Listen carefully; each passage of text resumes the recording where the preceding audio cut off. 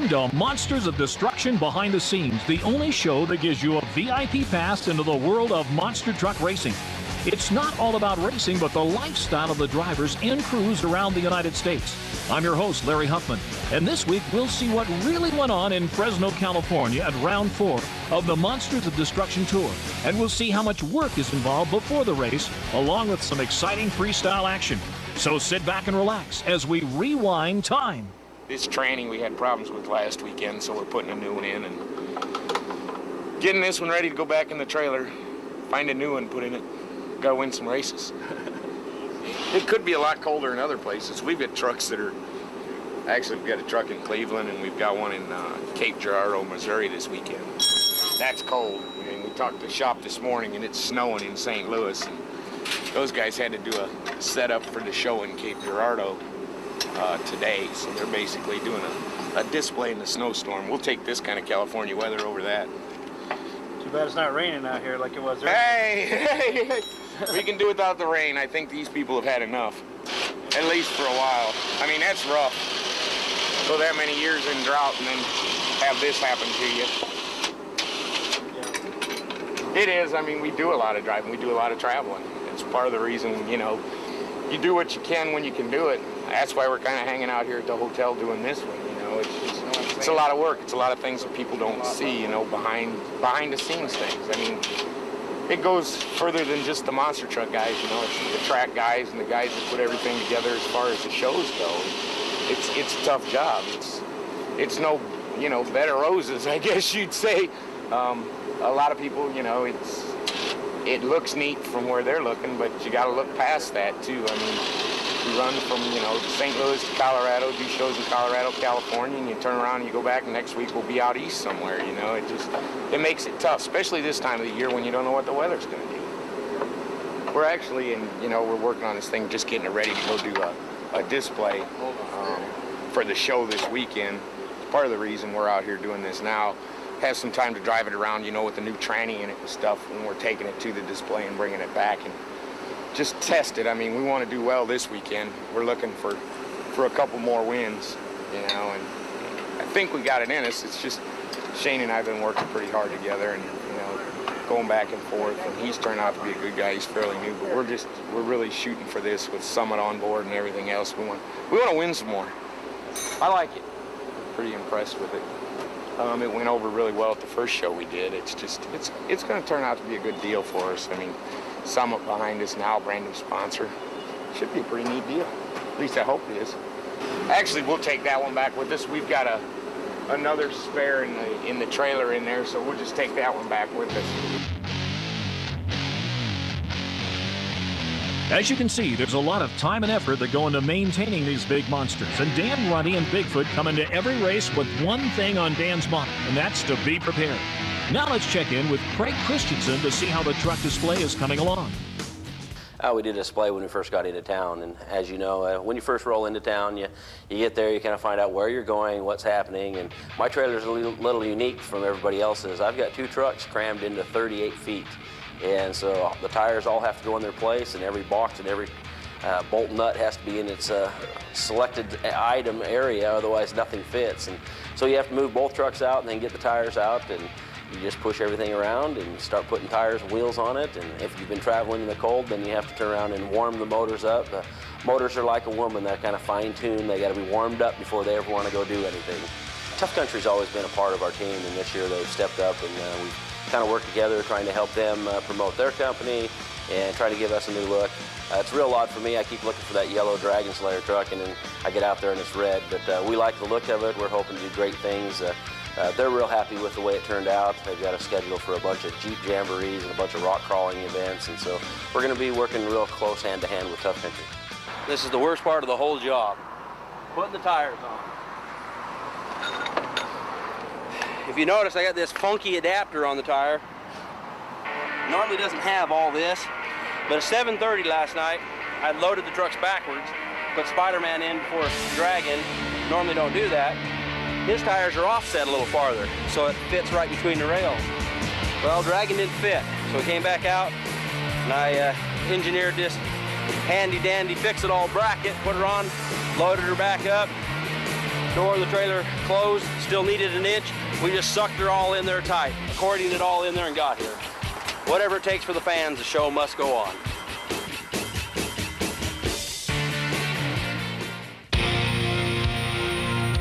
Monsters of Destruction Behind the Scenes is brought to you by AmeriGas, America's largest propane company.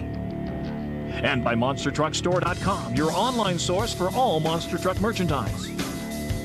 And by Cruisin' Tees, the ultimate in motorsports art. Welcome back to Monsters of Destruction Behind the Scenes. Dan Runty finally got his transmission in time for the truck display as all the Monsters of Destruction fans came out for an up-close look at these monster trucks. Also, at another location, Paul Schaefer's crew were setting up the Monster Patrol Frankenstein and the Kid Rock truck for a display at the local Walmart. Actually, as far as doing displays, we just do a lot of them. I mean, it's all part of promotion. But what makes it really cool is the fans actually get to walk up the truck. They get to spend a little bit of time with you, asking about it. I mean, the kids are really cool because they walk up. For instance, this weekend we had one girl, they come across the parking lot, her and her mom, and her mom had a bet with her that she couldn't touch the top of the tire, you know, and they walked away laughing and giggling, and the little girl's laughing because she couldn't, of course. But it's a neat aspect just to be able to associate with your fans.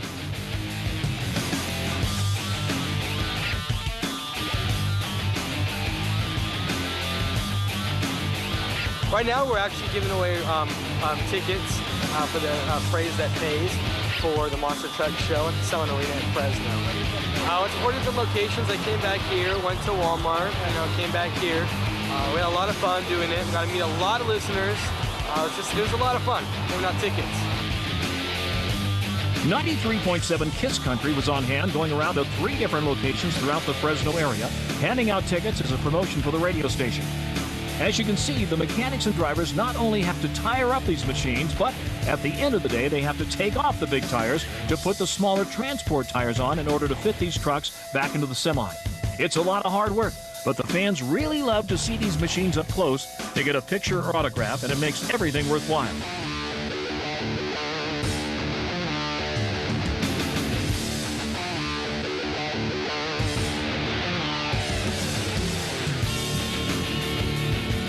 That was Thursday. Now let's fast forward to Friday morning as the crews were getting ready for the event. Monster Moose's driver, Brad Campbell, was having a little fun at Dan Running's expense. He'd watched some of our earlier Monsters of Destruction shows and took a saying of mine: Dan Running is as smooth as a mayonnaise sandwich. Well, he put it on a t-shirt so he could kid around with Dan as he drove up in his semi. Turn around.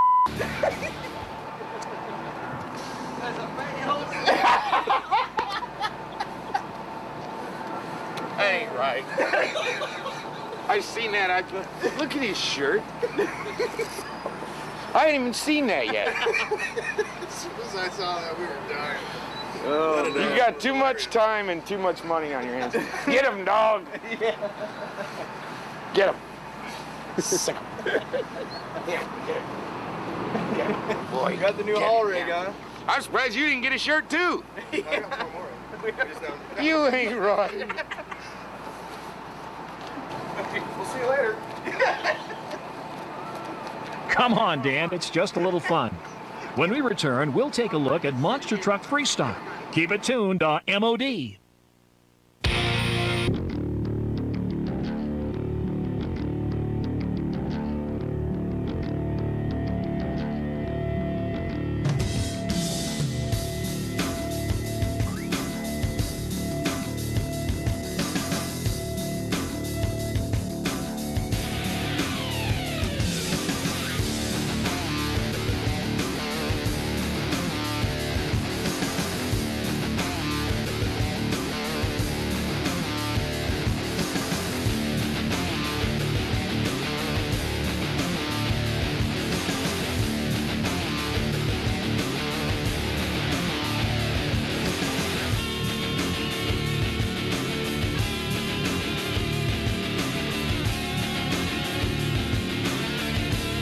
Freestyle is the most popular event with the crowds, and the drivers enjoy it too.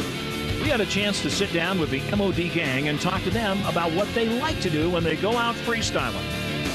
I would say the most fun I have doing freestyle is probably slap wheelies. I haven't done any here yet, but that's probably my favorite thing to do, just getting a lot of air, standing the truck up. It's always fun until you hit the ground, and then you go to do it again. Yeah, you can hear the crowd and you see them. Every corner you go around, you can see them all waving their flags and stuff, and that gets you pumped up. And then announcers sometimes help you get a little bit, you know, a little bit of your adrenaline going so that you can go out and tear it up too. That always helps. I'm someone who likes to freestyle really hard, and people tend to remember freestyling for the most, and then I tend to, if I don't race good, sometimes I really try to really run hard and freestyle, but nobody was getting in the air because there was a lot of dirt up to the cars, so I thought, well, I'll go real slow like I used to in my old truck and gag the gas a little bit too hard, but I meant to do a big wheelie like that, but the knuckle broke, and I don't know if it was machined wrong or something, but it broke completely in half, and that's not common for those to do that. The spindle usually breaks first.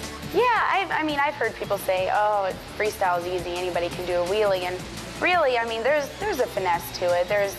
You change different things. You think, oh, I'll hit the cars fast this time, or I'll hit them slow, and I mean, the cars change every time, so you just need to figure out what works best on what track, and like out here, I hit some slow and then hit some fast, and that seemed to be working just depending on which set of cars I hit. And then the van was pretty fun here.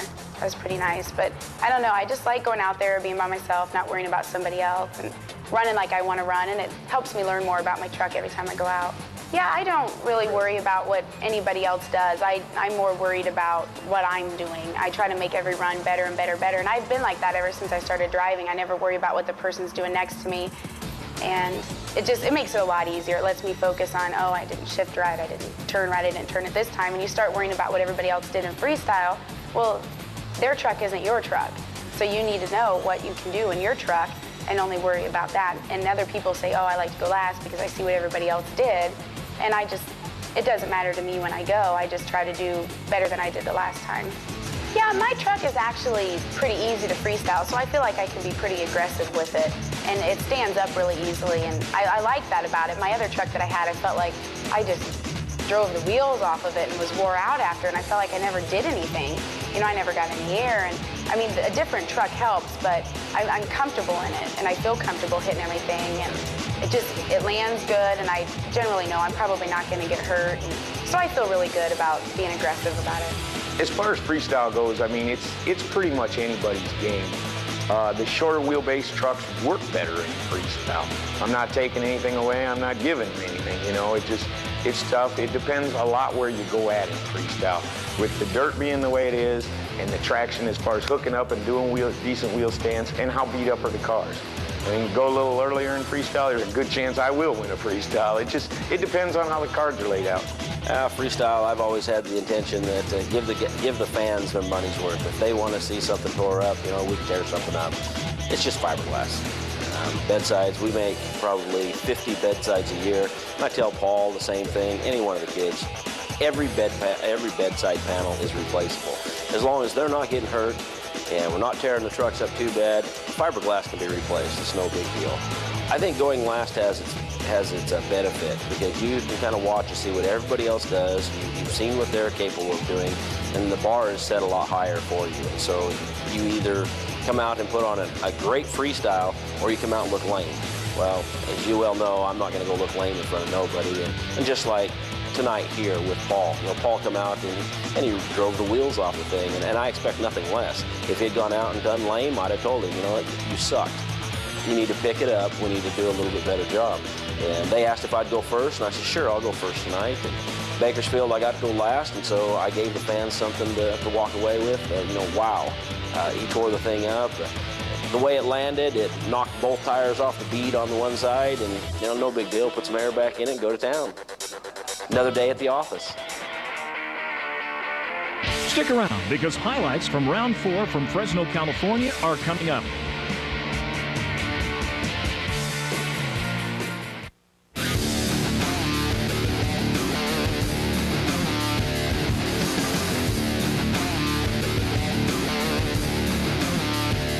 Welcome back to Monsters of Destruction Behind the Scenes. I'm your host, Larry Huffman. The fans had their chance to meet all the drivers at the MOD pit park and get an autograph of their favorites.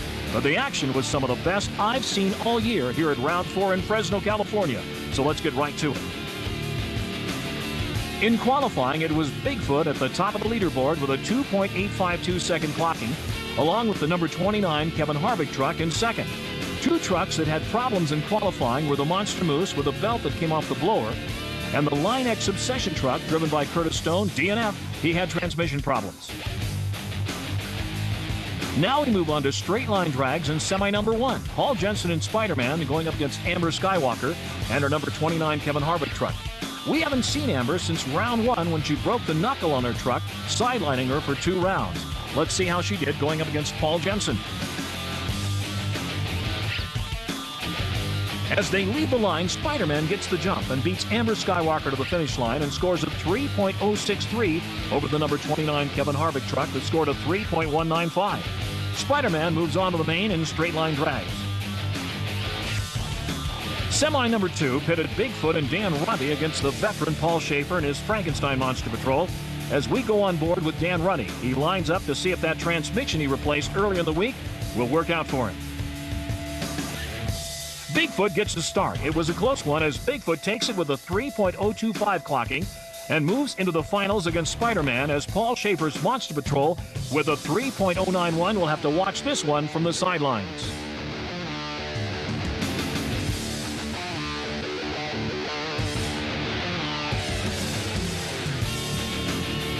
In the straight line drags final, it was the young Paul Jensen driving the Marvel Comics Spider-Man Hummer going up against the Bigfoot Ford of Dan Runty.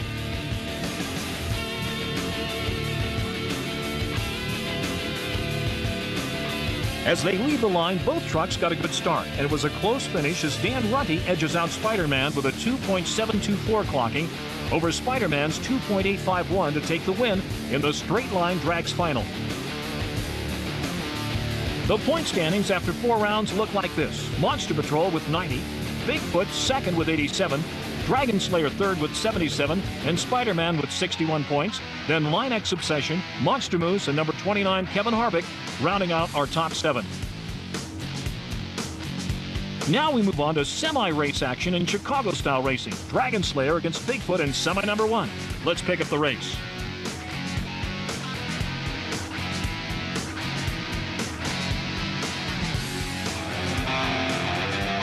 Another look at the start.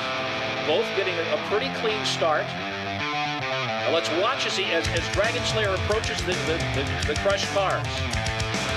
Gets a little bit, just a little bit sideways there, slightly. Here's Bigfoot. There's where he really went off there. Dragon Slayer with the right rear wheel going completely off the cars, but they both did it, so they both got a 2-second penalty.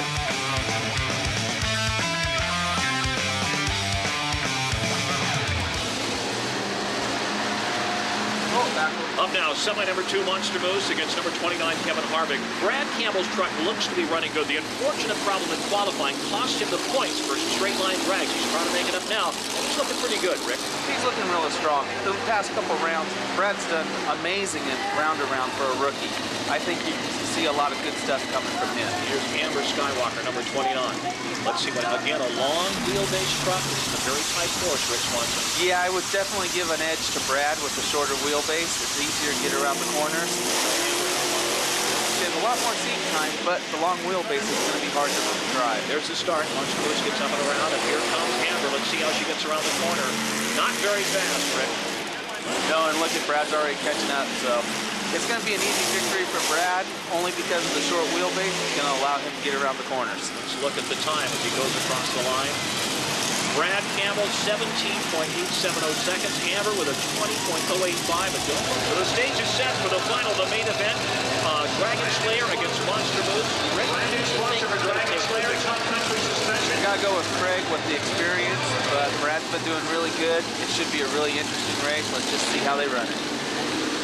So bad Brad Campbell out of Washington and Craig Christensen out of West Haven, Utah. What a great way to start for Craig and his new sponsor, Top Country. Craig's giving their money's worth tonight. Brad's been close. He's not been able to take home the trophy yet in the Monster. Here's the start. Monster Moose against Dragon Slayer. A raw rookie against a seasoned veteran. The mud, the blood, and the beer here at Selland Arena in Fresno, California. suspension graphics. There's the start. Up and over the cars. Look, good start.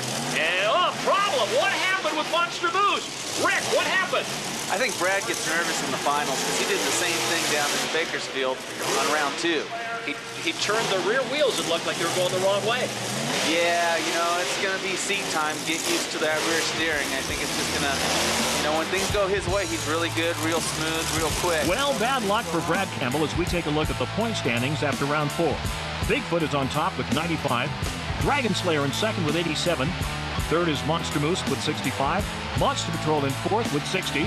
Spider-Man in fifth with 59. Linux and number 29, Kevin Harvick, round out the top 7. Now let's move into freestyle, where there was some high-flying action. Paul Jensen and his Spider-Man took the win to the delight of the fans.